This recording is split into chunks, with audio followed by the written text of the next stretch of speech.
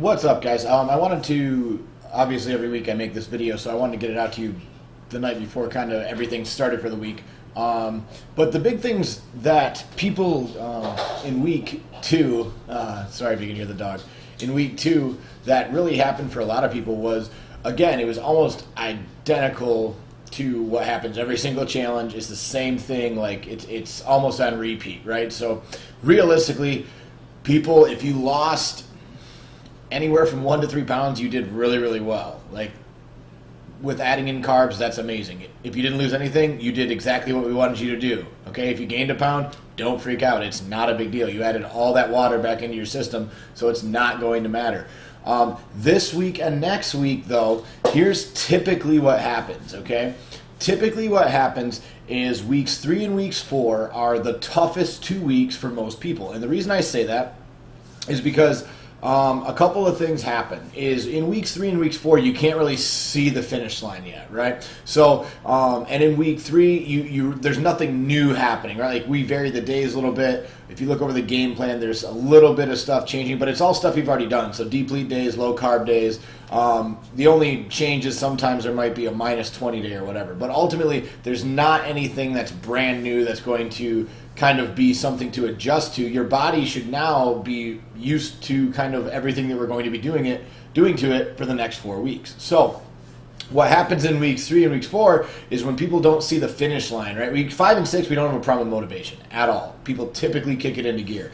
But these next 2 weeks are truly the difference between people who do okay and people who do fantastic. And it's crazy. And here's what happens is people start to get lazy. And that's just the way life is, right? So when you do things over and over and over and over and over again, you just start guesstimating.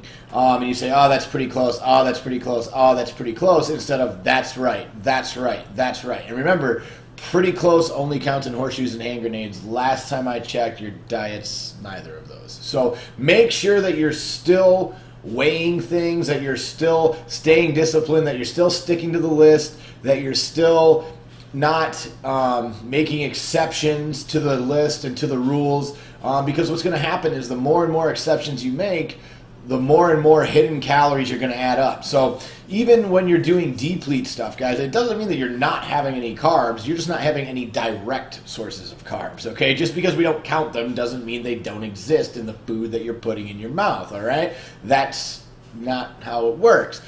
That being said, same thing with low carb days. When we have you put carbs back in, adding little things here and there and saying, oh, it's not a big deal if I add a little of this, or it's not a big deal if I add a little of this. Ultimately, if you make 2 or 3 of those decisions every single day, what happens is over the course of a week, that's 20 mistakes or 20, oh, that's okays. And you wouldn't make 20 exceptions to any rule in a given week. You wouldn't say, yeah, it's okay, but, right?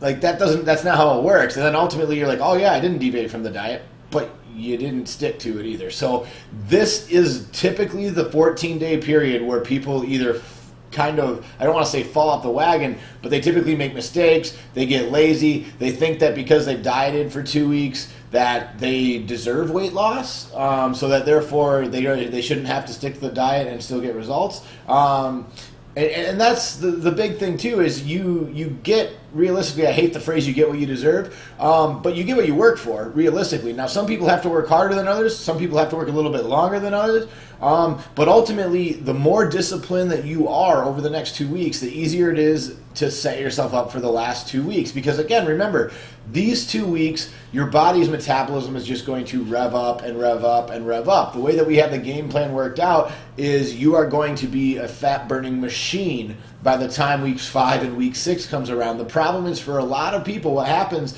is they stop measuring, they stop really putting in those little tiny details that end up making a huge difference over the course of the time. So again, make sure you're drinking all your water, make sure you're eating your veggies, make sure you're eating your meals, make sure that you're not going out with a friend on Tuesday night and saying, oh, well, I'm just going to have 1 beer. I'm doing really well in this challenge. 1 beer won't hurt me. Or, oh, 1 cupcake won't hurt me. Or, oh, 1 cookie won't hurt me. Or, oh, my friend brought over 1 box of Girl Scout cookies. I'll have 2 and it's not going to affect me. When ultimately, that's the mentality that's going to not allow you to do as well as you should. And ultimately, that's the biggest thing is people.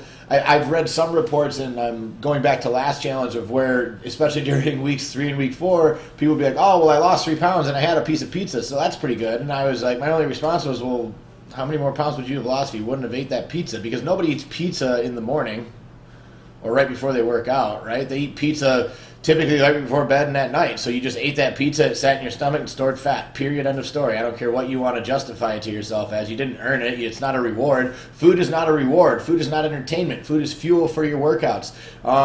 Hopefully by now you've realized that when you stick to the list, when you eat right, when you follow your meals, when you drink your water, you should notice that your workouts get better. I had 3 or 4 people come up to me and be like, man, I feel like I got more energy. I feel better. I don't feel foggy. I feel sharper. I'm pushing myself during workouts more. Yes, that's because we're fueling your body to do that. And ultimately, that's what food is for, is to fuel your body. It is not used to console you when you're sad. Food is not used to make you happy. Food is not used to celebrate an event. You do those things. Food is just this weird thing that the 70% obese country that we are decided to make as an entertainment source. Period. That's what it is. Get it out of your head. The next 2 weeks are when you're going to want to start cutting corners. Don't cut corners. I can't say it enough. Please don't cut corners. Stick with it these next 14 days, and I promise you when 6 weeks is up, you are going to see phenomenal results. Most of you are already on your way.